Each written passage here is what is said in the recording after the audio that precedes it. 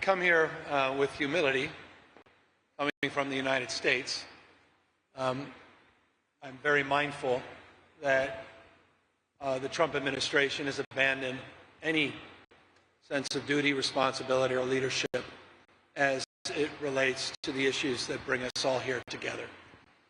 It's an abomination. It's a disgrace. But rather than complaining about it, we're trying to do something about it. And if there's one thing that I want to emphasize to all of you, is the state of California has a very different state of mind. It's a different quality of imagination. California is a stable and reliable partner in low-carbon green growth and will remain a stable and reliable partner in low-carbon green growth. I'm here because I don't want the United States of America to be a footnote at this conference. And I want you to know that we recognize our responsibility and we recognize our opportunity. California's modern environmental movement began in the 1960s. 1967, a gentleman by the name of Ronald Reagan, Governor Ronald Reagan, trying to address the issues of air quality in Southern California, established the California Air Resources Board. 3 years later, Richard Nixon, a Republican president who established the Clean Air Act, the Clean Water Act, gave California unique authority to lead the nation in low-carbon green growth, and we have exercised that authority. California operates as the fourth largest economy in the world every day with 2/3 of its energy sourced from clean energy. We have, over the course of this calendar year, 9 out of 10 days run at a portion of the day at 100% clean energy. And that's because of our very intentional policies that are nation-leading, including our Cap and Invest program that we just extended to 2045. So I point that as an aspect of contrast to what's going on in Washington, D.C. I don't want that to shape your perception of my country. We also recognize that climate risk is also financial risk. And increasingly, we are struggling as a nation with home building and access to mortgages because of the insurance crisis that has been induced and exacerbated because of climate change. I say that to reinforce the economic imperative to address from a cost of living perspective the importance of changing the way we produce and consume energy. Final point. I'm not naive about our biggest competitor in the United States of America. And I say this not with a closed fist, but my eyes wide open. As an American, I respect and admire what China is doing at scale as it relates to supply chains and manufacturing. And the United States of America better wake up to that. Our legacy automobile manufacturers better wake up to that.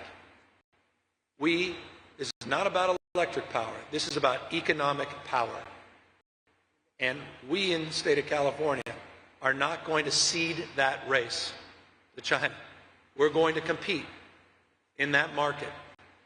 And I think one of the great abdications, final point, is the own goal of a President of the United States who simply doesn't understand how enthusiastic President Xi is today, that the Trump administration is nowhere to be found at COP30 today.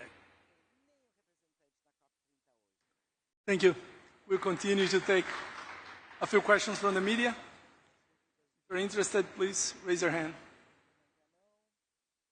Go over to the gentleman over there.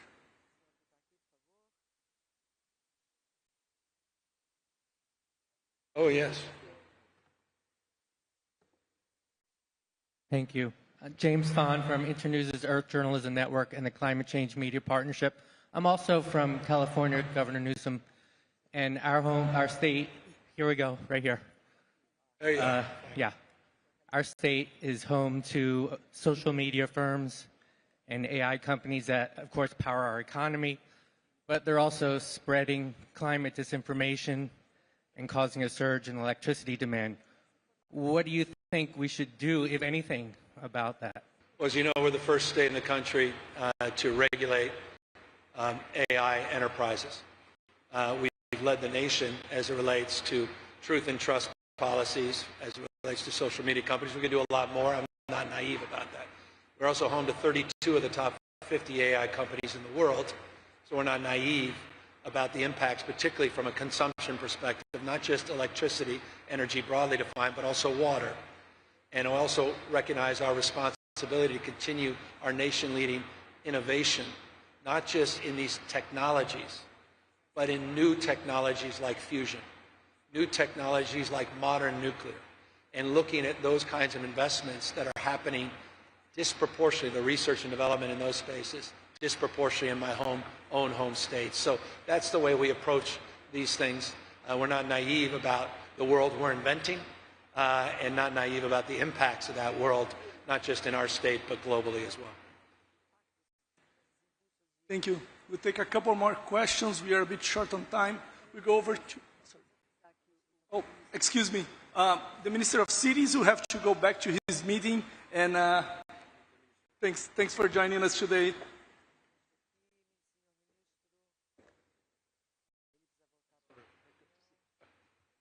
Thank you. We'll go over there to the second row, please. The lady in white. Second row, third, fourth from the left. Governor Somini Sengupta from the New York Times. You have said a couple of times that you want to reframe climate action as an economic issue. How should Democrats in the United States be talking about climate change? Because when they tried to talk about climate change in the last presidential election, it was one of the issues, among others, that did not seem to resonate with voters. Well, that's why I said it's not about electric power, it's about economic power. I think we have to reframe it as a cost of living issue. And we've seen the estimates from the New York Times, among others, reported the estimates of Donald Trump's attack and assault on Joe Biden's policies as it relates to his low-carbon green growth initiatives will cost the average ratepayer 10% more in bills this calendar year. That's a kitchen table issue. That's a cost of living issue. It's about people. It's about places. It's about lifestyles. It's about traditions. I think we have to use different language. I said this before with respect to the global audience. The vast majority of my audience doesn't know what Celsius is. You talk in 1.5 degrees Celsius, how many more degrees is that Fahrenheit? We talk about greenhouse gas emissions. Where are they? Do they float in the sky, or where do they land? We don't understand. We have to use better metaphors. We have to change our language. We have to talk in terms of that people understand, a pollution bucket. We have to talk in terms that I think can unite people and not look at this in the abstract. And so I think we have some work to do as a party, as a nation, and that progress we're trying to make and promote here at COP. Thank you. We'll go over to the gentleman in the front here. Governor Newsom, we see between these U.S. administrations a climate action whiplash. How can the United States move beyond that and to the point where the basic direction of travel on fundamental issues like moving away from fossil fuels becomes a non-partisan issue? Let me give you a proof point. In Trump's first administration, 4 years, he doubled solar production.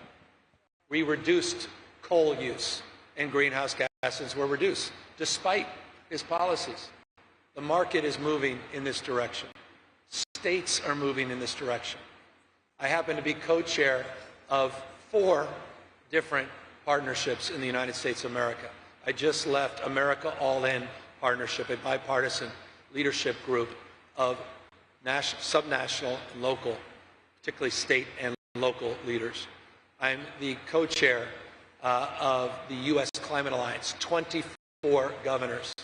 We're part of initiatives, our clean car initiatives as it relates to zero-emission vehicles, of which roughly a third of our new car purchases were zero-emission vehicles. Our Pacific Coast Collaborative. States are partnering despite the headwinds in Washington, D.C. So I think it's incredibly important not to look at the prism of the United States through one lens, federal, but federalism, states, local government, 10th Amendment of the Constitution of the United States. The federal vision is realized at the local level, and remarkable things continue to happen all across the United States in cities large and small, and states large and small. And if the mayor of Malmo wants to share some comments? Okay, then I would like to underline that what Governor just said about creating a new language. I really think it's important to talk in a way that builds trust. And I think in the case of my city, we started to transform the city due to the industrial crisis. And today I would say that we have a strong support from our citizens since they saw the change with a strong focus on the green transition created lots of new green jobs. We had a very problematic situation with problems due to the industrial crisis. And today we are one of the fastest growing cities, and we collaborate very, very close with the business sector and all our citizens. So it's also important to remember that the trust for local leaders, governors, mayors, is quite often higher than trust on the national level. So the language and the trust is really so important to be successful. I appreciate that, Mayor. It's also results. We have 7 times more green energy jobs than we do fossil fuel jobs. We've reduced greenhouse gases since 2000 by 21%, and our GDP has grown 81%.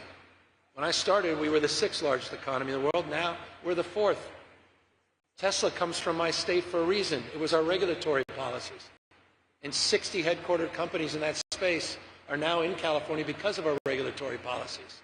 One of our biggest exports. We're #1 in two-way trade, #1 in direct foreign investment. More scientists, engineers, more Nobel laureates in my state than any other state. We dominate in R&D. China, Germany, and California in that order. Research and development. So it's an economic imperative that's producing results, but trust is the coin of the realm. Well stated. Thank you. I have a gentleman in the front here.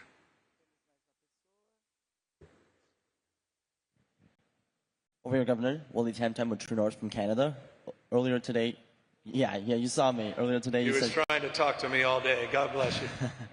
Earlier today, you said Canada was your favorite neighbor, and of course, California seems to be at lockstep when it comes to a lot of environmental policies with Canada, specifically on the EV electrical vehicle mandate. Both country and state have the 2035 goal of 100% new sales being electric.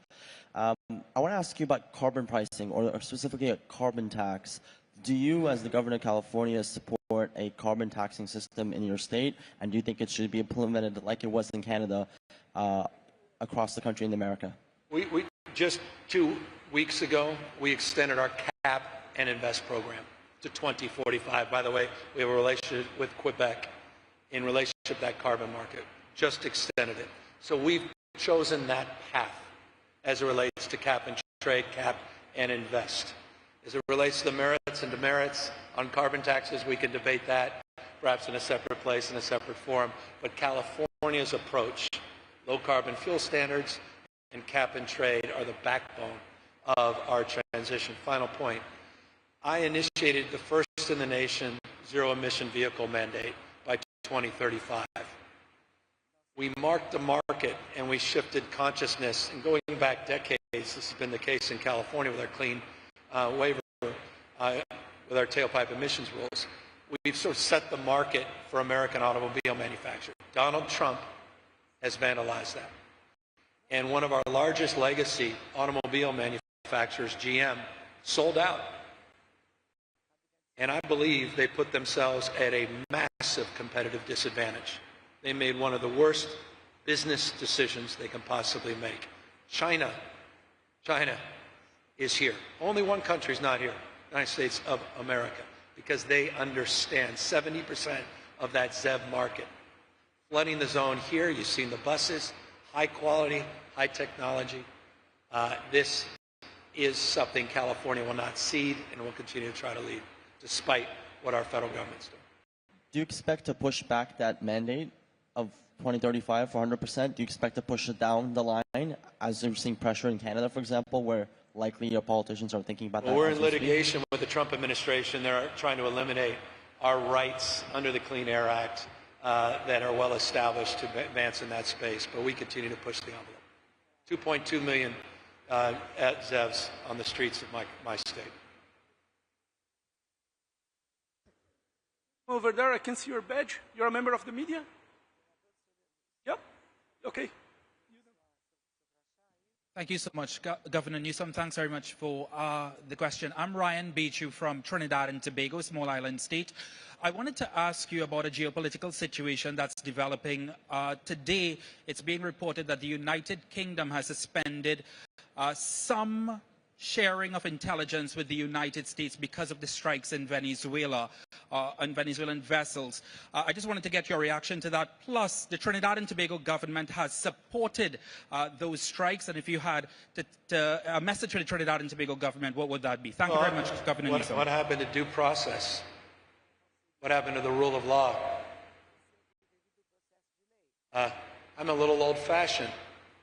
It's not ready, fire, aim. It's ready, aim, fire. I believe in rule of law. I don't believe in the rule of Don, D-O-N. That's what we're up against in the United States of America. I don't want to lose my republic. I hope you understand and are absorbing what's going on in the United States of America. Donald Trump does not believe what our founding fathers believed, in co-equal branches of government. He does not believe in popular sovereignty. He does not believe in a system of checks and balances. We have a supine Congress that is checked out. We have a rule of law that I said increasingly appears to be the rule of Don. Our politics needs to change, and I hope our international partners understand that. It's chilling to me to see those scenes of the United States of America blowing up boats with no transparency, no advise and consent with the United States Congress, the representatives of my country, with briefings that are laughable that members of Congress, both the House and the Senate, including Republicans, have criticized. If you can't criticize that, what the hell can you criticize? Think about that. He's now talking about land opportunities. The United States of America, this is our country. It should be a model for the rest of the world. And so we're calling that out. Forgive me, I know I'm on a global stage and maybe in politics, forgive me. But this is a precious moment in our republic, and I feel it needs to be called out.